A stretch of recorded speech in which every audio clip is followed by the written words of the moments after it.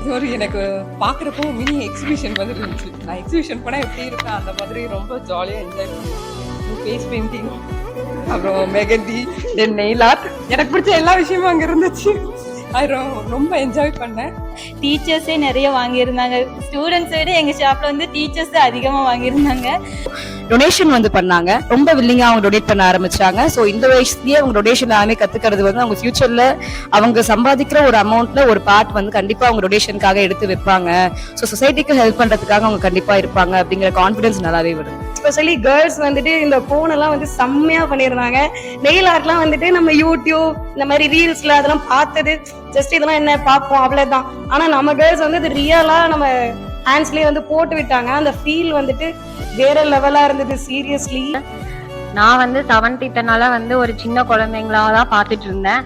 ஆனா இன்னைக்கு வந்து இல்ல தம்பி கொஞ்சம் ஒரு 100 rupees தந்துடுறேன் அப்படின்னா அந்த காசு விஷயத்துல ரொம்ப உஷாரா இருக்காங்க. விடல என்ன 3 தடவை துரத்திட்டு வந்தேன். ஸோ அவங்களுக்கு வந்து மணியோட இம்பார்ட்டன்ஸ் நல்லாவே தெரியுது. பிளஸ் எத்தனை திங்ஸ் எடுக்கிறோன்றது கண்ணுலே கால்குலேட் பண்ணாங்க.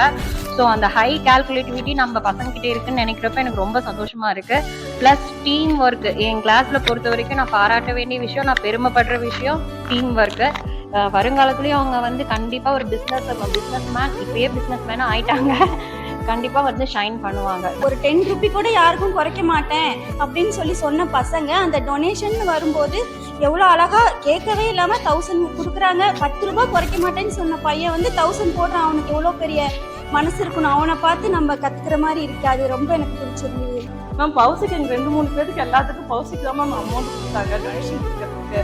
அப்படின்னா மீதி வீட்டுக்கு எடுத்துட்டு போகணும்னு தோணல, அது டொனேஷன் கொடுக்கணும்னு என்ன என் கிளாஸ் ஸ்டூடெண்ட்ஸ்க்கு இருக்கு மேம். நான் ரொம்ப ஹாப்பியா இருந்தேன். My student Kavisharan who earned 2400 rupees and he donated everything. I have a doubt that he is knowingly or unknowingly giving that amount, so that I asked him. He told me that ma'am I know what is mean by donation, so that I gave also. I will earn money next year ma'am, so that this year I will give this whole amount. So that made me so happy.